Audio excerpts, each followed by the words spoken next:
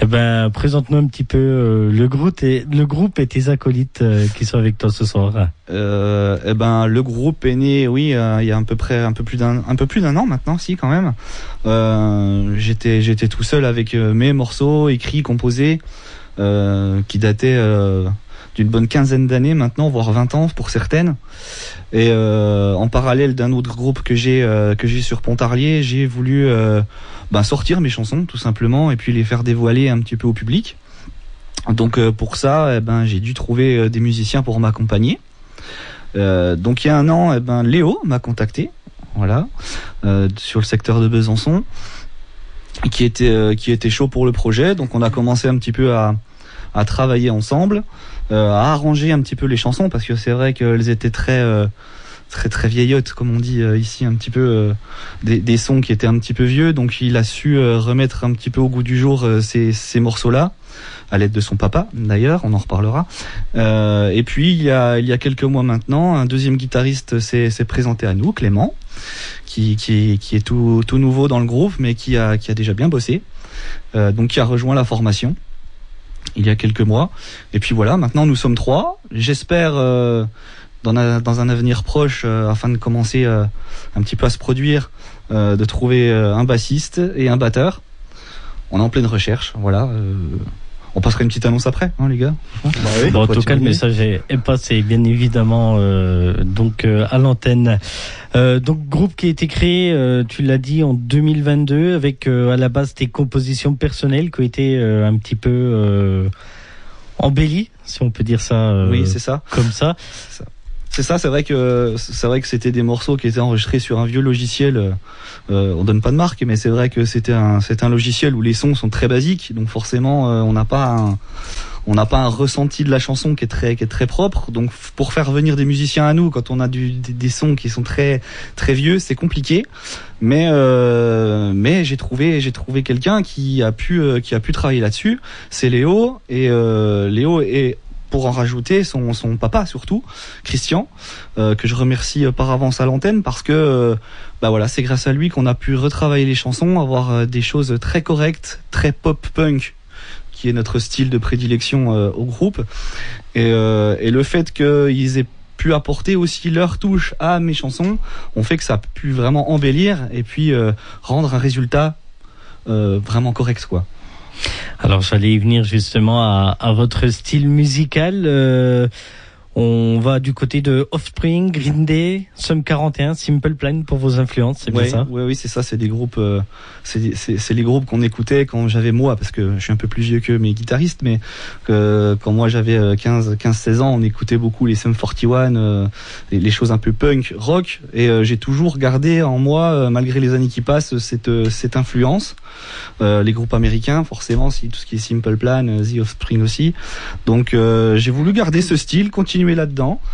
Ça m'a plu, et puis voilà, c'est vrai qu'on continue à bosser dans cet univers-là. Ça nous convient à tous les trois en plus, en espérant que ça plaise encore au public sur les années qui arrivent. Et vous, Léo et Clément, quelles sont un petit peu vos influences dans le groupe? Est-ce que vous avez à peu près les mêmes influences que Jem, ou complètement à l'opposé? Alors pas du tout.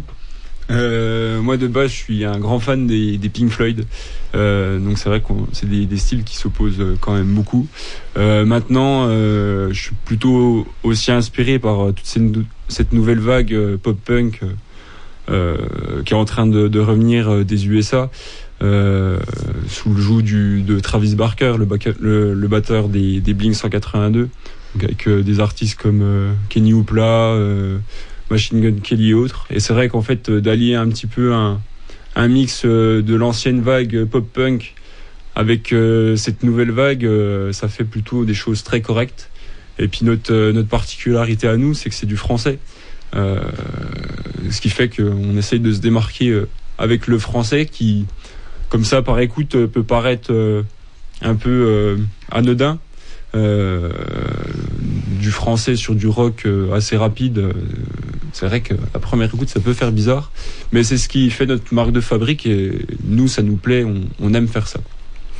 Et justement, Jem, puisque c'est toi qui chante dans le groupe, est-ce que c'est facile de chanter en français? Est-ce que d'habitude les groupes ou les chanteurs nous disent c'est plus facile de chanter en anglais qu'en français? Est-ce que c'est le cas pour toi ou pas du tout?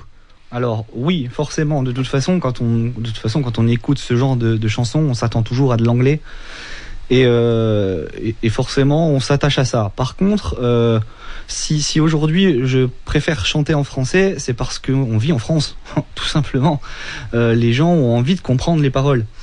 Si je fais écouter à des gens de 50 ans ou 60 ans aujourd'hui de l'anglais un peu chanté rapidement, ils vont pas forcément comprendre ce qu'on raconte. Et le but, justement, moi, c'est de chanter en français pour que les gens comprennent les paroles et puissent les chanter aussi en live. Parce que voilà, à moins que la chance nous sourie et qu'on joue aux États-Unis et en Angleterre, en France, Belgique, Suisse, enfin tous les pays francophones pourront chanter les paroles avec nous. Et ça aussi, c'est un avantage. Deuxième particularité de bien chanter en français, c'est que pour écrire les textes, c'est pas pareil non plus. C'est plus facile d'écrire en français évidemment qu'en anglais. Forcément, il y a pas la barrière entre guillemets de la langue également. Mon niveau d'anglais est correct, de là à écrire des paroles. Non, parce que c'est joli, mais j'y arrive pas. C'est très compliqué. Voilà, c'est un peu plus compliqué. Je suis obligé de passer par des gens qui connaissent bien l'anglais, c'est compliqué. Alors que voilà, en français, je peux exprimer ce que j'ai à dire sur mes chansons, enfin sur nos chansons maintenant. Oui, le français, même si comme Léo le dit, ça fait un petit peu bizarre. Mais on s'y habitue. Je trouve qu'on s'y habitue bien et on a tendance justement à avoir les chansons dans la tête et chanter les paroles en français. Et toi qui composes depuis une quinzaine d'années maintenant, est-ce que c'est plus facile pour toi de composer la mélodie en premier ou les paroles en premier? C'est toujours compliqué à expliquer. C'est vrai qu'au départ, écrire les paroles pour déjà écrire sur le papier ce qu'on ressent, ce qu'on a envie de dire. Et ensuite trouver la mélodie qui correspondrait un petit peu à ce qu'on veut dire, et ensuite transformer les paroles sur la chanson. Donc c'est paroles, chansons, puis retouche des paroles en général. Sauf si de temps en temps, effectivement, on prend la guitare, le piano, moi qui joue plusieurs instruments, on trouve une mélodie sympa et on se dit c'est sympa comme truc, je pourrais essayer d'écrire des paroles là-dessus. Donc il y a plusieurs configurations. J'utilise les deux en vrai. D'accord. Je vous propose d'écouter tout de suite un de vos titres qui s'appelle Ce Nouveau Siècle. Juste avant, est-ce qu'on peut en toucher quelques mots de ce titre, Ce Nouveau Siècle? Ouais, alors Ce Nouveau Siècle, c'est une chanson qui a 15 ans maintenant, oui, facile. Alors Ce Nouveau Siècle, c'est un copain à moi de Besançon, qui habitait Besançon.